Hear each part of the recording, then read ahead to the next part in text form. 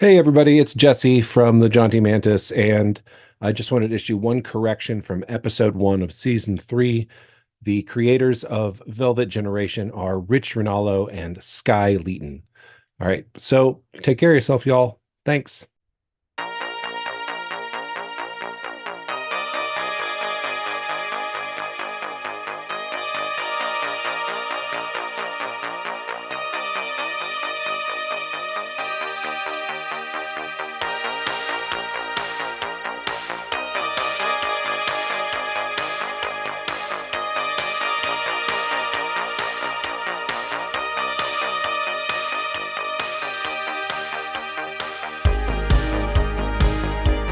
Welcome and well met to the Jaunty Mantis. What's up, adventuring party people? Wow. Yeah, it's pretty great, right? Yeah, I was not ready. You said you had a quirk. That was That a was quirky amazing. thing to say, right? Like, what's That up, was. party people? But adventuring party, because we talk about role-playing games. That's right. We're a role-playing game podcast. We cover creative questions for curious gamers, and this is a TTRPG podcast primarily. And Jesse, what is our question for this episode? But yeah, what's this Shadowdark thing that you said we should talk about? Well, season 3 is devoted to covering different role-playing game books that we found interesting, and we've decided to read them and then talk about them on our podcast. And it's time for Shadowdark. Like a labor of Hercules or Sisyphus pushing the boulder up the hill, we thought, let's just read 12 RPG books cover to cover in 12 weeks. Mm-hmm. And Shadowdark was one that I added to the list because I saw all this praise for it online. And I was like, what's the big idea? I mean, the artwork looked really cool. Don't get me wrong. So I was in on that. But I'm like, hey, I want to put this on the podcast. This seems like an indie darling. And I was hoping that by reading it, we'd be able to figure out what makes Shadowdark awesome. Well, I've good news for you. Yeah. I've not only read it, I've run 3 game sessions of it and played in one session of it. Holy And shit. I have a pretty impressive character kill count on my belt now. Oh, nice. Nice. All right. Well, we have a book review flow. We're going to do a brief overview. We're going to talk about why this book matters, what you do in this game, why is it cool, and what the aha moment is for Shadowdark. So, why don't you give us a brief overview of Shadowdark then? Well, I can't remember if I ever saw specifically the words OSR in the book, Hmm. But it but definitely is. it's very much an OSR game. Um, it uses a D20 to resolve challenges. Um, yeah, your characters that you create are pretty stripped down, pretty simple. They are going into the Shadow Dark, any place of great danger, looking for loot, looking for treasure. That's how they level up. While they're there, the light that they carry will be attacked by the minions of the Shadow Dark. They have to face perils and then come out, and that's basically the play loop. Um, Yeah. it's pretty stripped down. The character classes in the initial book, I want to say there's 4. Hmm. Um, and yeah, fighter, priest, wizard, thief. Yep. Keeping it simple. What does OSR stand for? Old school Renaissance. And why is it significant? Why is it meaningful? So there's a great essay I've read about it, but a couple different definitions. I think probably the definition I like because it's the easiest to apply to the most number of things and therefore wriggle out of any sort of argument, is that it's playing games that feel like the way games were played back in the day. Hmm. Uh, but more importantly, I think OSR is basically a high level of fatality. Hmm. Um, Player skill tends to matter, Hmm. and the ethos is rulings, not rules, which is basically a shorthand for saying there's not going to be a rule for every situation that comes up. the GM is going to have to basically arbitrate or discuss or call for things as they come up, um, to decide what happens. They are the referee for the game in a way that I don't think you really need to be for 5e. You can be, Mm-hmm. Mm-hmm. but there's a lot more, say, in Pathfinder too. There's a lot more actual rules for describing the way things happen in a wider variety of situations. Yeah. And I would also add supplementally that OSR is high concept. Yeah. That like the creative shit you see come out of people who run and run OSR games and produce OSR material. I'm just like, this is awesome. This is super creative. This is super fucked up. This is like really interesting.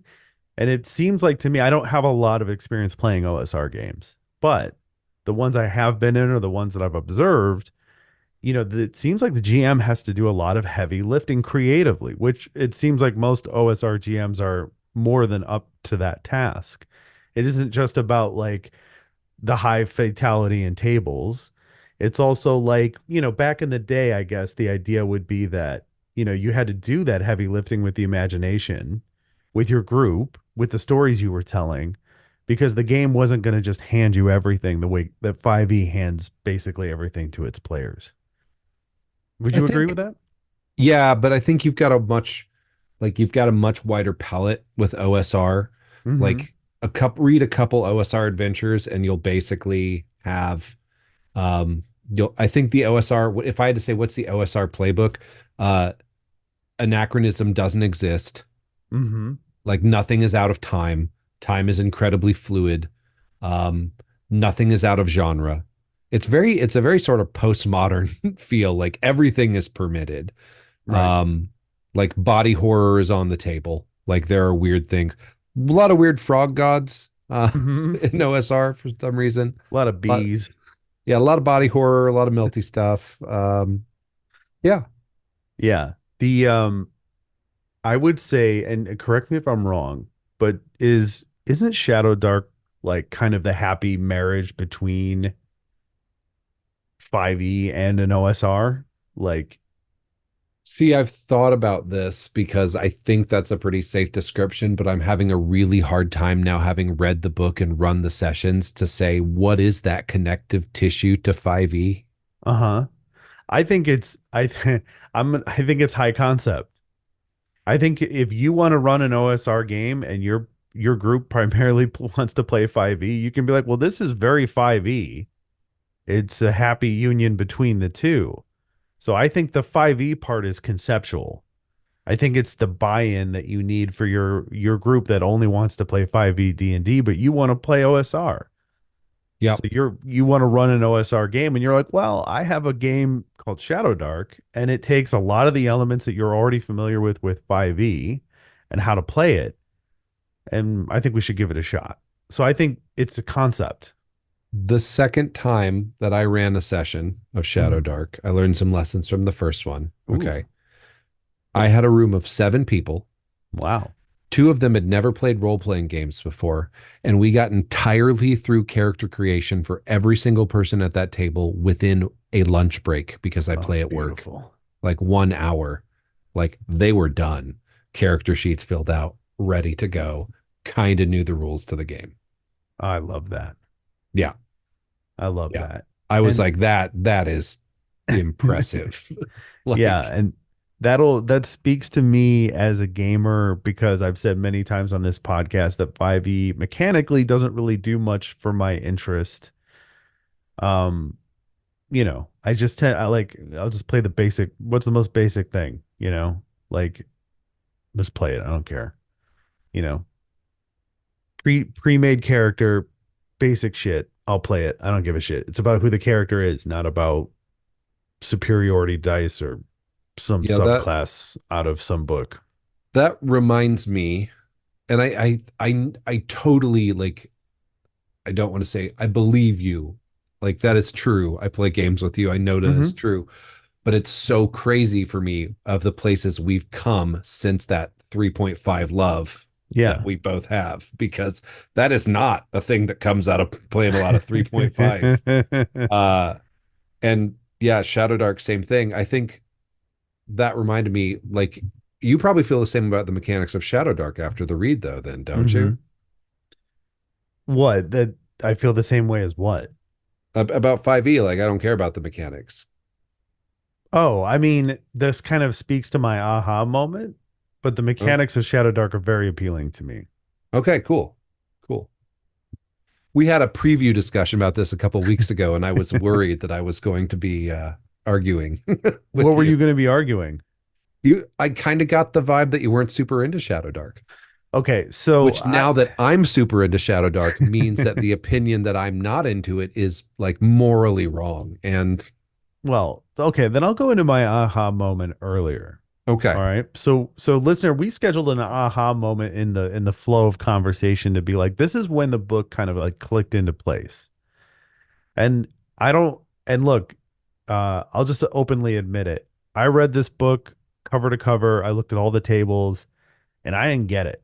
I'm like I felt bad for putting it on the list. Other than like I think the book is really cool and I want to support the people who made it, right? But I read this book and I was like, I still don't understand why everybody loves this game. And then I had it on PDF. So I closed my tablet. I went and did something else, took a walk, thought about it. And the aha moment came with me having to admit to myself, if somebody offered me these character creation options in a 5e game, I'd take them every single time. If somebody was like, "Hey, we're gonna play 5e D&D or Shadow Dark," I would be Shadow Dark, and that's when the aha moment kicked in. Shadow Dark is 5e for Matty. Like, you know what I mean? It's simplified. It's all of the things that I essentially love about like a role playing game, a fantasy medieval role playing game, and it's got tons of cool like creative things in it and awesome artwork. You know, I don't want to go online and look up a build for 5 levels of warlock and 2 levels of cleric and 3 levels of fighter, whatever.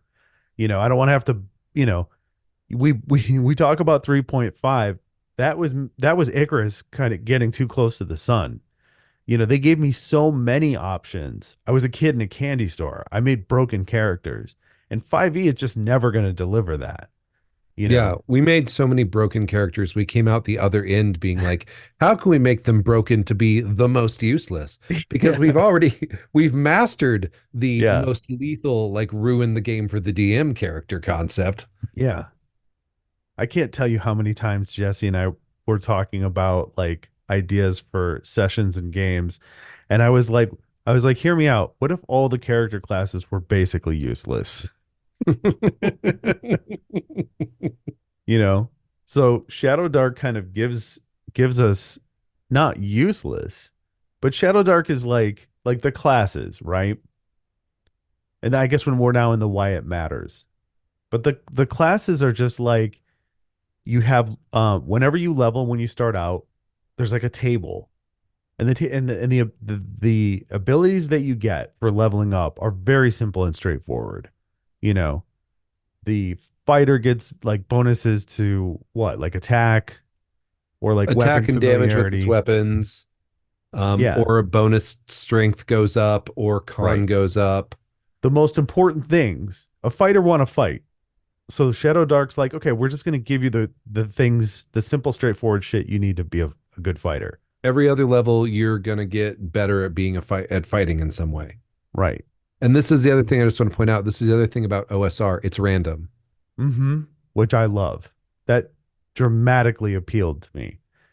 That was during the aha moment. You know, I was like, how do I convince the next person running a 5e game to, if I can be like, hey, can I just play a fighter from Shadowdark in this game? You know what I mean? Like, can I just play that character? It's like the fight, they're called talents, right? So Yep. you roll 2d6 when you level, and you know, if you get a 2, you gain weapon mastery, and weapon mastery is you choose one type of weapon, such as the longsword, you gain a +1 to attack and damage with that weapon. In addition, add half of your level to these rolls round down. If you get a 3 to 6 on a 2d6, you get +1 melee and ranged attacks. 7 to 9, you get a +2 to either strength, dexterity, or constitution. If you roll a 10 or 11, you choose one kind of armor. You get a +1 AC from that armor. If you get a 12, you choose a talent or a +2 uh, points to be distributed into your stats. And that's all random. Yep. All of these things are going to make you a better fighter. Yep. It's just like, who is my character going to end up being? You know? And there's no like, arcane subclass. There's no like, complicated subclass for a tactician or whatever. I don't know if that's actually complicated in 5e. I just my eyes roll every time I get to that section. But it's just like this is what a fighter is. You're a fighter now. Hmm. Cool. Thief, Got it. same thing. Now how does that Wizard, work you get for better being magic? smart or at casting spells. Yeah. Or And pick a priest? spell that you know and you have advantage on the spell roll every time you cast that spell. You're just real good at casting hold portal. Um, It speaks to the fact that you have to roll to cast spells. yeah, that's What different too. Should mention that. yeah. Yeah, that's another why it matters. Or at least what you do in the game.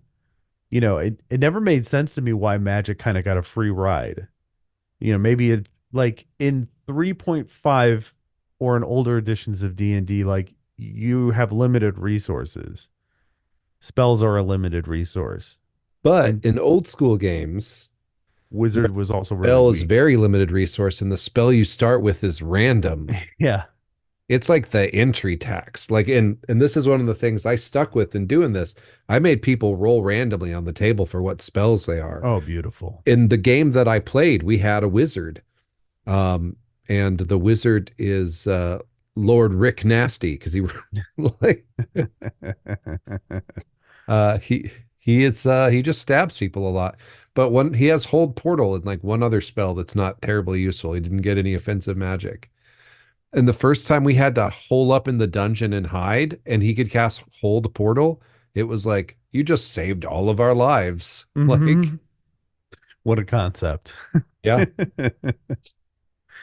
How rewarding is it to use that one spell in a situation that benefits everybody? It saves the party. Instead yeah, of having cantrips out the ass, short rests and long rests being basically fundamentally meaningless, yep. you know. Um, so if you've ever wanted to mod 5e into a grittier, more simplified game, Shadowdark is probably where you should start. It's a really, really good. So what are some of the other things I love about it? The timers. Mm-hmm. Explain the timers. Okay. Because none of the races, because it is very much going into the Shadow Dark, none of the player character races have dark vision. Beautiful. Nobody can see in the dark except the monsters. They can all see you in the dark. And you are instructed by the rulebook to have them attack the light. Random encounter tables are things that like a wind goes up, make a dex save to see if you drop your torch and it goes out. Like it is a very real thing. When you light a torch, you or cast a light spell, you set a timer for 1 hour. Mm-hmm. And in the second session, full play session, not character creation session of one of my two work games, the timer is on the big whiteboard in the conference room we Nice. play in at lunchtime, and it gets to someone's turn in combat, and I'm like watching the counter go down, and they're just like, "Yeah, we're gonna do this. What are we gonna do? Should I cast a spell at the guy? Like they're too close, they'll fall asleep." And the timer's at 16, and I'm just sitting there like, and they're like, "What?" And then someone's like, "The light." And she's like, "What?" And she turns around and looks at the timer that's now at like 4 seconds and it's counting down. She's like, I get in my bag and I pull it. And I'm like, and the light goes out. That's awesome. And the tension at that table, that feeling of excitement. I was like, she's like, I'm gonna light a torch. I'm like, okay, well, it's pitch black now. So I'm gonna need you to make a dex check to see if Mm-hmm. you can fumble around in your pitch black torch or pitch black, get the torch out of your bag and your flint and tinder and spark it. Mm-hmm. They made the thing, the light came back on. Everybody was a big sigh of relief. The next round, the monsters failed their morale check and ran. But Hmm. man, was that a cool play arc experience. Right. And how much damage did it deal, Jesse? Did what do? Them getting the torch back out.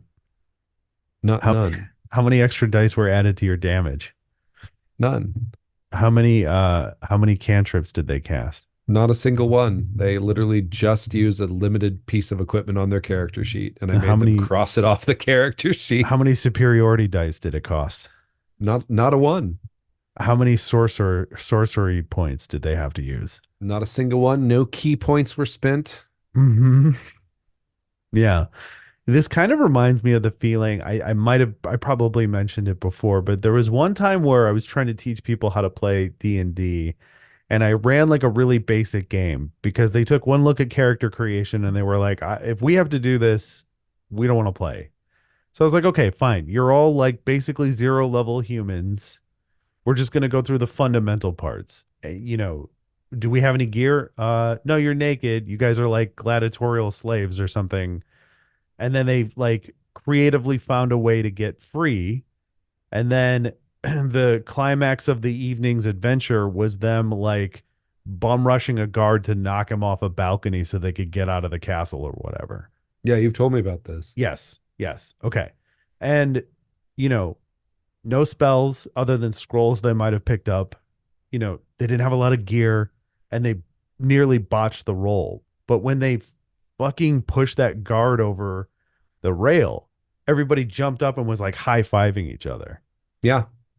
And I was sitting there going like, this is incredible. Like we didn't have to spend hours making characters to get this result. Like it was an eye-opening experience for me. Well, there's a really cool thing because in one of the games, there's a couple people who are very much fucking around and finding out. Yeah. And like I'm not going for blood. I'm not, you know me, I'm not a ruthless GM. I Hmm. am telegraphing very clearly consequences, Right. noises in the distance. The fish guy is yelling a lot and making a lot of noise. Like Hmm. that looks like this is a pretty open cavernous space. There's a way more open areas off in the dark. Or you see some muddy footprints that stop halfway across the floor where suddenly the floor is perfectly smooth. Like I'm telegraphing, like all Hmm. kinds of stuff, encouraging them to explore and try things. But some people will fuck around and find out. And in the first combat of the group that fuck around and found out when they met monsters, um, I killed three of them. Hmm. And did you apologize? No, Did they get really upset because they lost their character? no, they're like, this game's awesome. I'm rolling another character. I'm like, okay, shadowdarklings.net will save you some time. I wanted to go through it manually the first time, but there's a generator online. Use these options. Hmm. I love it. I And love so it. now one of those players is coming back with a half orc seer who's chaotic. Okay. And the seer is a character class from one of the Curse Scroll zines. And I'm like, I love it. Bring it. That's awesome. I didn't know there was extra options available outside of this book.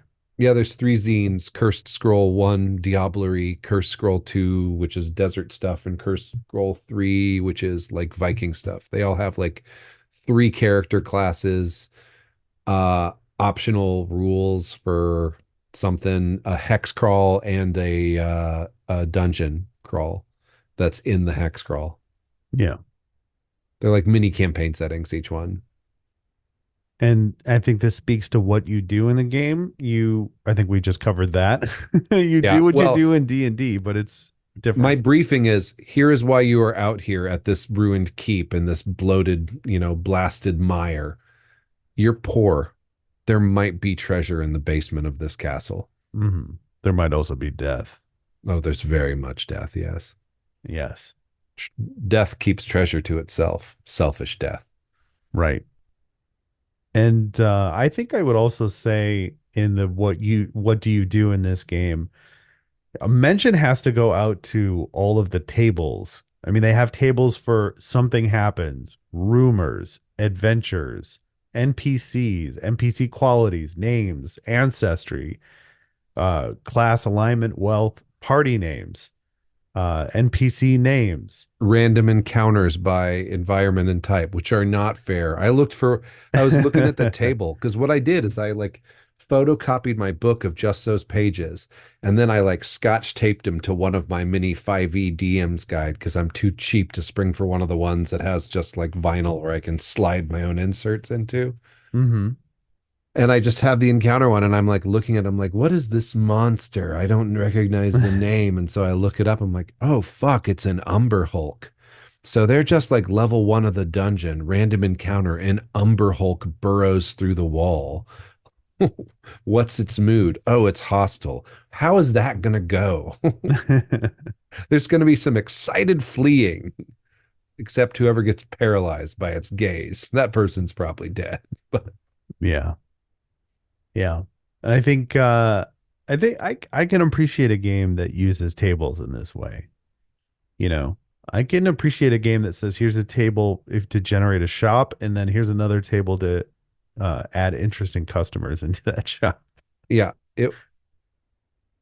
I'll say this. Here's my why it's cool. Mm-hmm. In running that game, I don't know if you had did you have the basic set,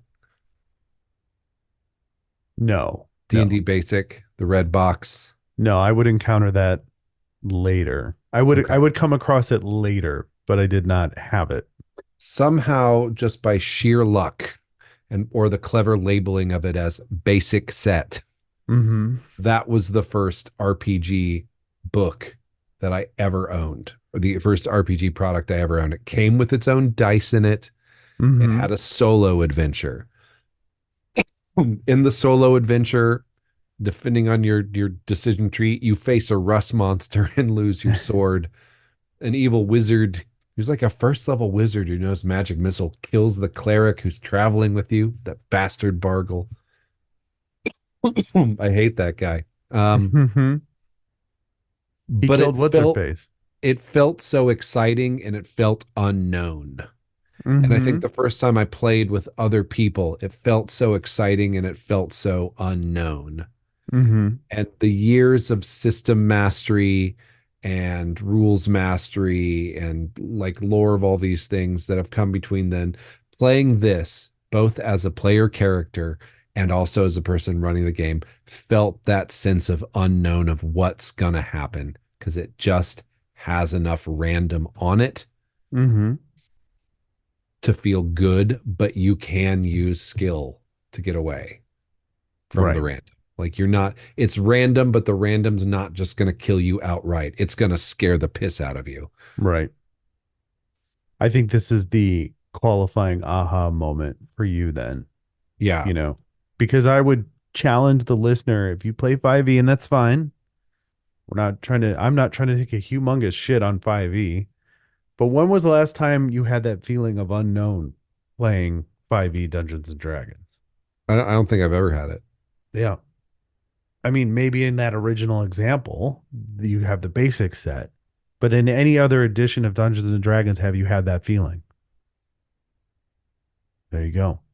Like I've not known what's happening in the story in 5e games Mm-hmm. and 3.5 games and all that, but it's never been like, but I will be unable to solve this mystery or my character's life is in danger. Like there's a risk to doing it.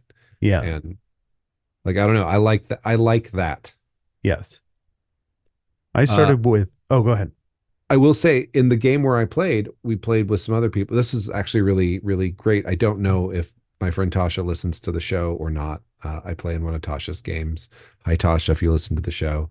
But Tasha, after playing at the work game, was like, well, one of my players is going to be out for a while with dog training for the longer 5e campaign we're doing. So we're just going to do Shadow Dark one shots or a Shadow Dark Link campaign. And so I got to play and I Nice. had a halfling priest with like 5 hit points and a warhammer and a suit of leather armor. And that halfling ancestry ability of once per day, you can become invisible for 3 rounds.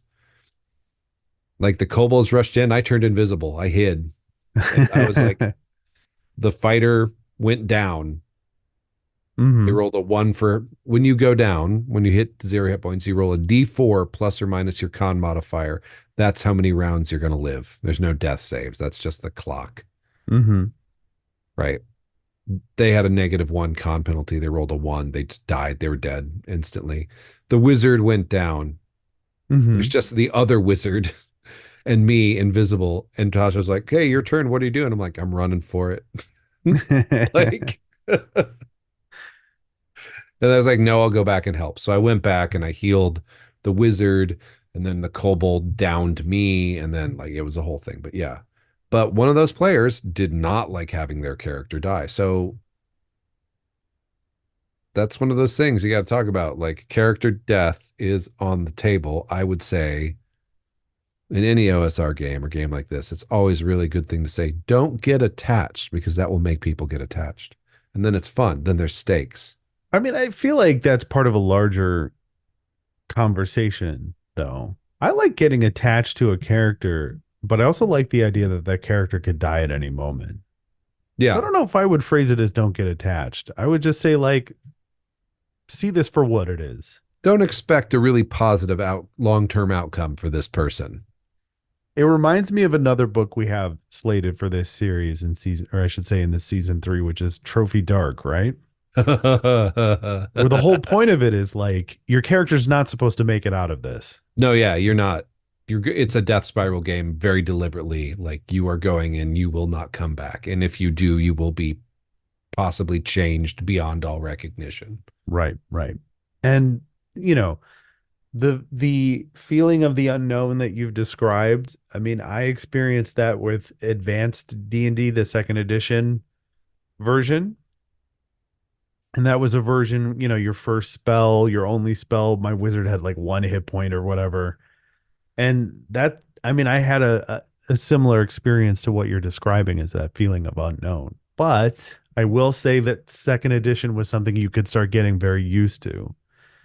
And that reminds me of something that you asked about the last game that we reviewed, which is Index Card RPG. And you said, does this have the feeling that it would get kind of samey after a while? It's the question that you asked me. So I'm going to ask you this about Shadowdark. Is Shadowdark the realm of like kind of a brief campaign or a series of one shots, or do you think it would get samey? Or I'm putting the question back towards you. Yeah, I could see how it could become samey if you weren't careful, but with like even just with one magazine like the Hex Crawl, Mm-hmm. like the design principles of OSR dungeons, there's always like two or three factions in the dungeon. Mm-hmm. There's always two or three, and those factions matter out in the hex crawl as well. And once you start adding in magic items and people like getting like properties, I don't think it would. I think it could. It's a possibility, but I Yeah. don't I don't think it would because at the end of the day, the least interesting thing that you are doing is rolling dice according to the numbers on your character sheet. Mm-hmm. There are no skills. Right. If you spend downtime training to be good at something, you just have advantage on doing that in the future. Right. Your background provides you with advantage on this whatever ability check. There's no proficiency modifier. Everything scales Yeah. pretty well. The game has a downtime mechanic to it where you can, do carousing and learning, and there's tables for carousing and the effects that you get from it, and it's how you spend your gold. And that's a section I would have loved to see more of, which maybe is in a zine or something, or maybe on their site. But like I think if you wanted to address the sameness of it, I think there's portions of this book that they could just expand on that wouldn't necessarily be splat books, but just because it reminds me of like 5e is not a game that feels samey to me. And what is the reason for that? Like, why Is do you there think? just enough options?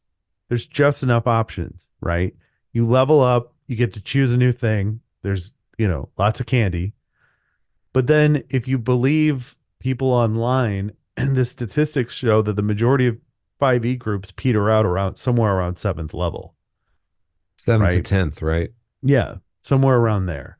That's why this new Vecna module is 10 to 20. Okay. I don't know. So I'd be very interested to see, this game expand on some of these other core concepts that I I think are really think cool. I think one of the things that's really great, though, is the inherent randomness of the OSR is that all of the OSR is kind of in this freewheeling, like scrum of a conversation with itself at all times, with the Hmm. very much beg, borrow, and steal ethos. So a Right. table from something from another book is something you should totally like feel encouraged. You should do this with 5e as well, actually, but it's not as baked in because there's not as much random tables out there for 5e. You should steal something. And like one of the other books we're covering later in the season, Ultraviolet Gaslands, the Hmm. first the first city has a carousing table for the city where cats are like gods with Yeah. mind control power. And Yep. I did it in a game once.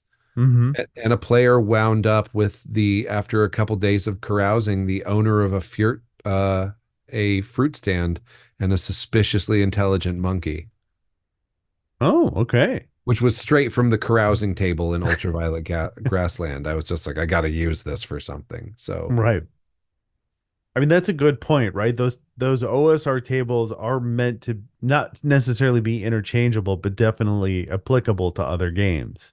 yeah, I mean, there's OSR books that you can apply, like, hey, I'm playing Shadowdark, but I want to do a more urban-based game. I bought this into the Cess in the Citadel. It's just a book, pretty much, of like random tables for like big ass cities that are trying to kill you and dangerous, Nice. like cobblestone beasts, the brick tick. So there's monsters generating a city with a hex. Like it's all, yeah, it's just Wonderful. there. It's a reference. That's awesome. I mean, it's the same thing we did with Kevin Crawford, which those are all OSR games last Right. season. I mean, it's a toolbox and I love it. Yeah. The difference I think is I mean, actually I shouldn't say the difference, but I would be interested to see if we could do the same thing with the tables in like a Shadow Dark game or Ultraviolet Grasslands. Um, Like something create like a that. whole new setting or like, Yeah, create a whole new setting or use the design tools in a similar way that we did with season 2. I don't know what that would look like. I think we'd have to dial in and get very specific. But maybe we'll venture into that territory for a bonus episode, or if we ever decide to do Patreon, like maybe Patreon content or something, because we require extra time or whatever. But I'd be interested to see what we could do with it. yeah, that'd be fun.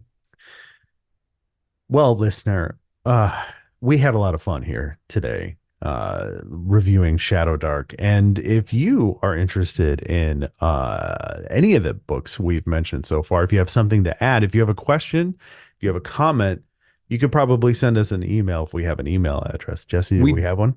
we do. It's jauntymantis@gmail.com. Mm-hmm. And please email us. Write any length of email you want. My Uh, co-host may say keep it brief. Don't listen to him. uh, Listen to me. Please write us. We'd love to engage with you. You personally sitting there hearing these words. You're special. We love you. We want you to be part of the Jaunty Mantis family.